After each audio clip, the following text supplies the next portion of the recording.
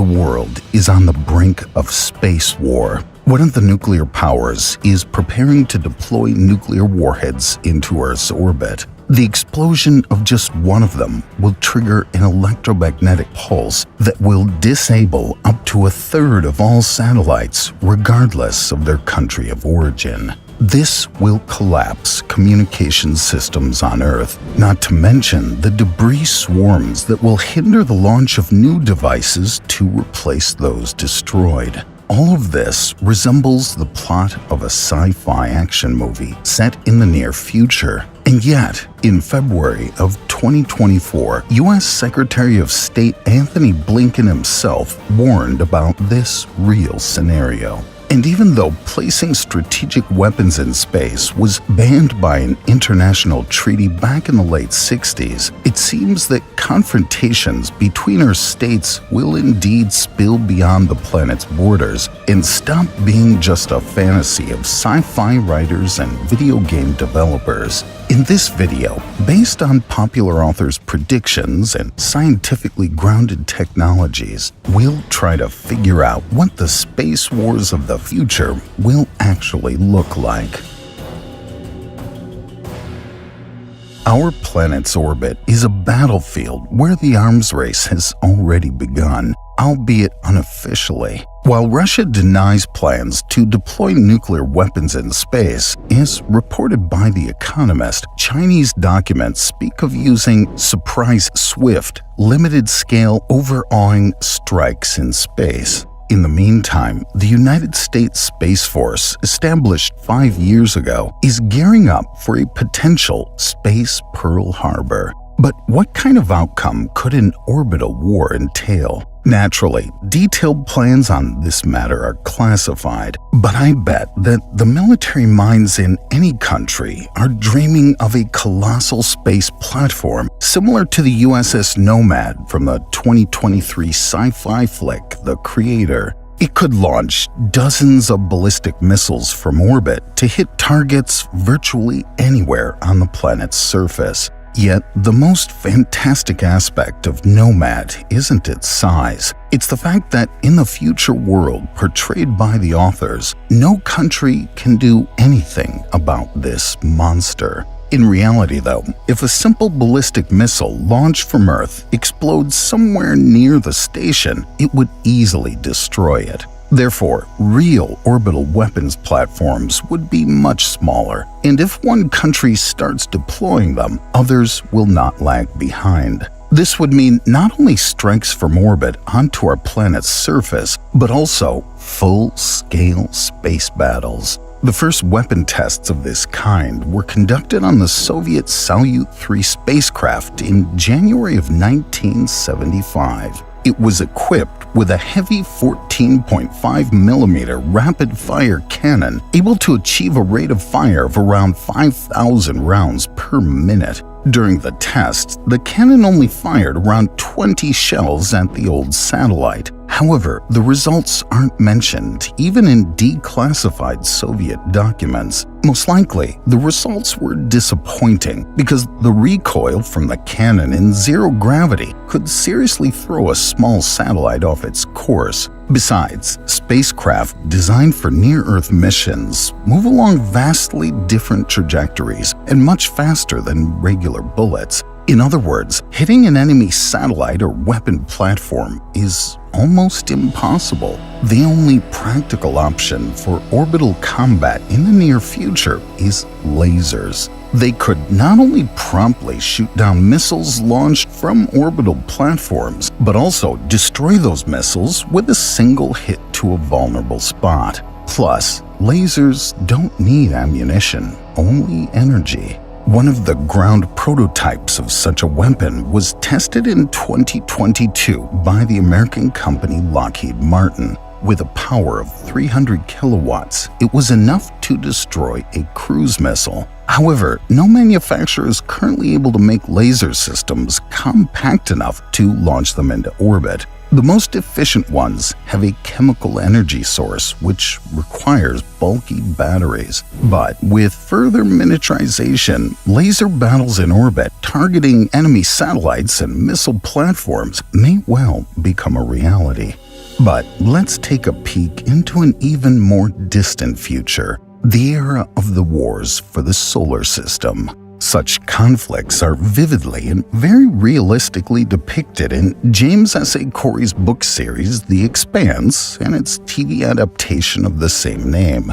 By the mid-24th century, humanity has already colonized Mars, large asteroids, and even some of Jupiter's moons like Ganymede, leading to a split. Mars has gained independence from Earth, and the population of space stations and asteroids is striving to establish itself as a new nation called the Belters. All this results in a three-sided conflict for access to valuable resources and, of course, battles, considered some of the most realistic examples of space combat in television history. Since enemy ships need to reach strategic locations in interplanetary space not in months like our current ships, but in a matter of hours, they use the Epstein drive. It's based on real nuclear fusion technology, which is still under development. The energy produced in this way efficiently converts water into plasma, and this exhaust can propel a ship to speeds of up to 10,000 kilometers per second, which is over 3% of the speed of light.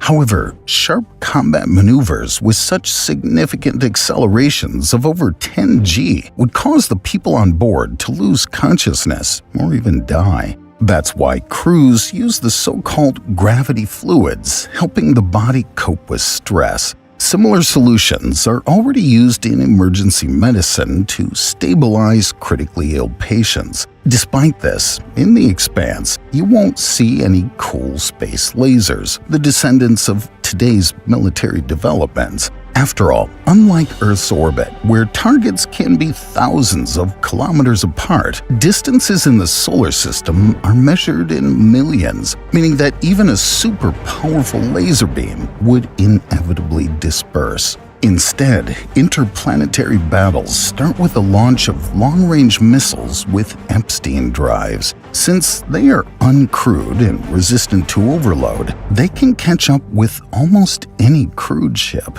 And yet, even these hypersonic projectiles may need half an hour to hit a target at long distances. That's why it's crucial to quietly approach the opponent as close as possible and only then release the first missile salvo. Advanced stealth technology allowed the Martian Republic to create a military fleet capable of gaining an advantage over Earth's forces in open space. Nevertheless, even if you're attacked by multiple missiles, there's still hope, as they can be shot down by anti-aircraft guns, which seem to be upgraded versions of that Soviet rapid-fire cannon. And since we're dealing with very high speeds, there's no need to worry about recoil.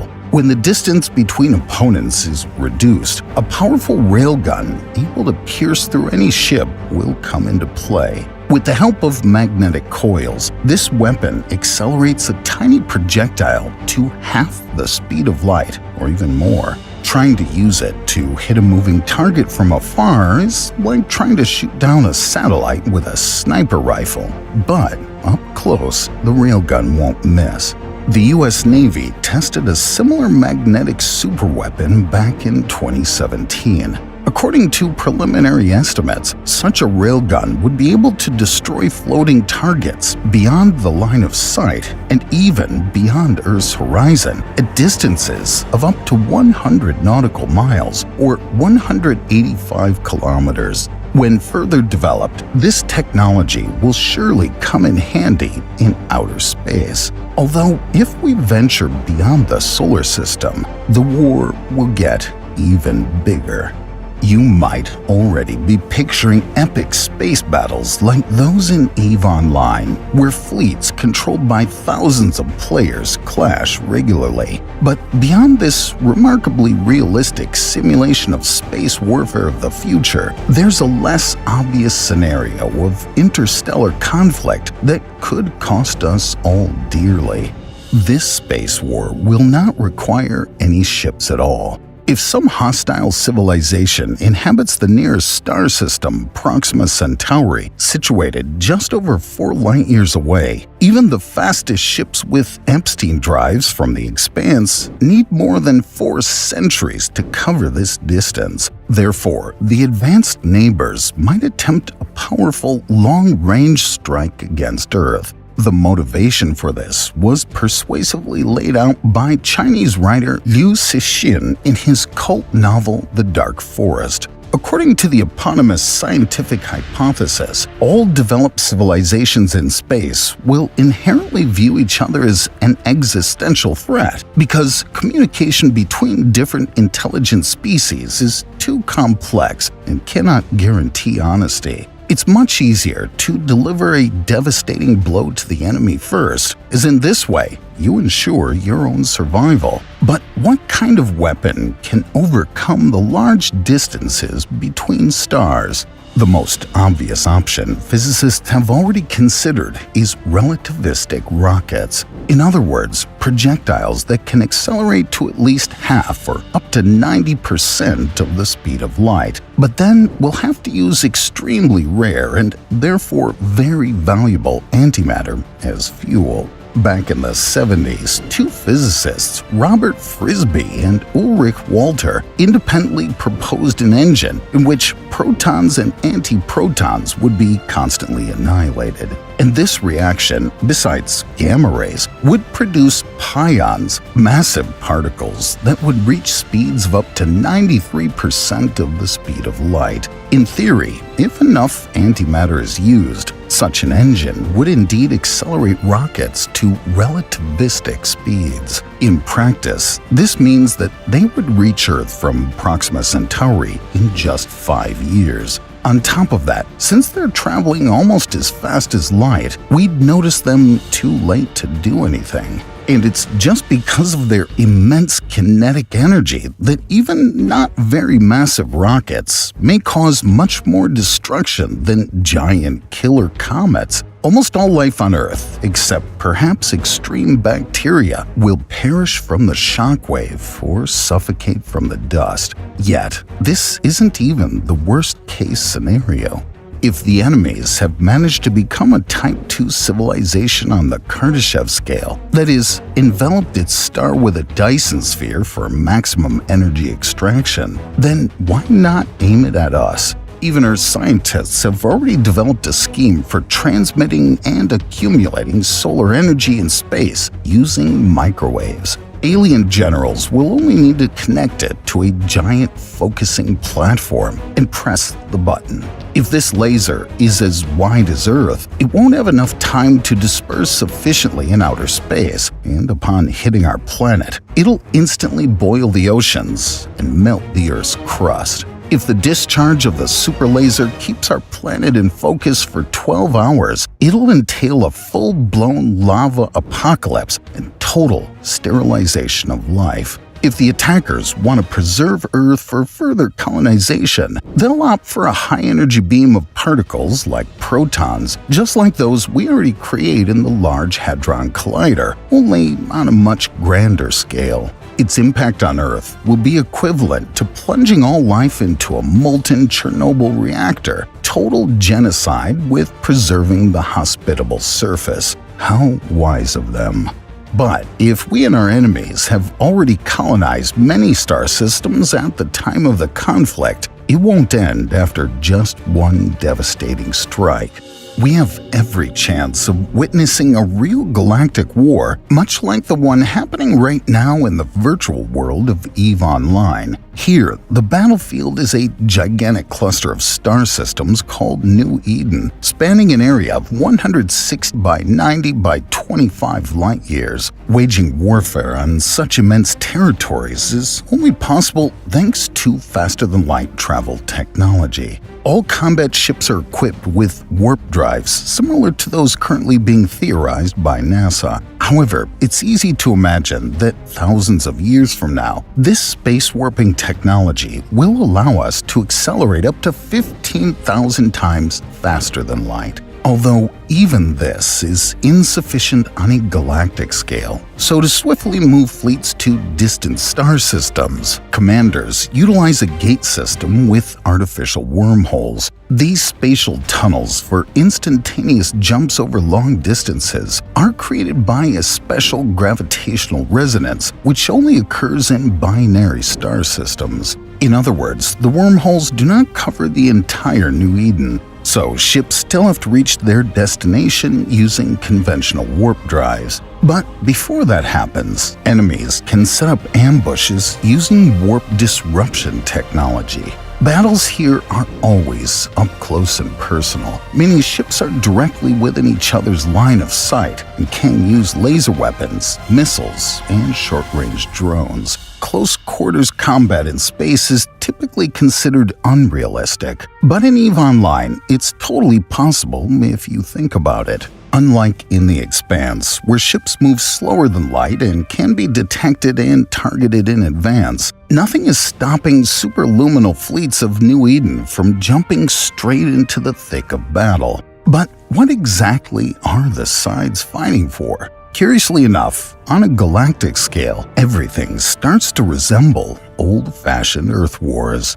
For instance, a large player alliance with a very eloquent name, the Imperium, decided to expand into systems with valuable resources that generate a regular profit. Moreover, its representatives began collecting tribute from smaller alliances and corporations in exchange for leaving them alone. All these funds were then used to build citadels, gigantic space stations. Essentially, these are strategic military bases. Just one of them ensures control over an entire star system. However, ultimately, the actions of the Imperium angered everyone around them so much that even former enemies united against them. The conflict culminated in the siege of the Keepstar Citadel by Allied forces in one of the key systems for the Imperium. Even though the defenders managed to set up a warp disruption on the approaches and destroy or delay over 300 attackers, 5,337 ships of various classes still broke through to the strategic point, all piloted by real people in real time.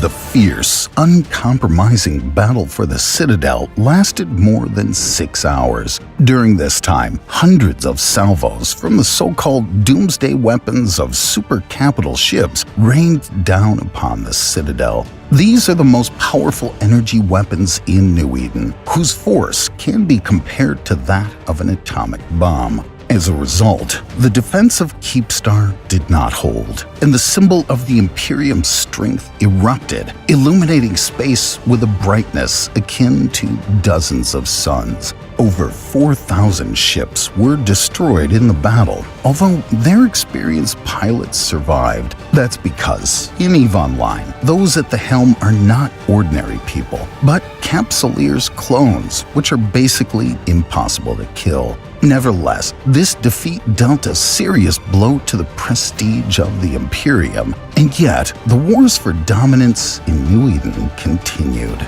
Truth be told, in EVE Online, they're never ending. And what do you think the wars of the future will be like?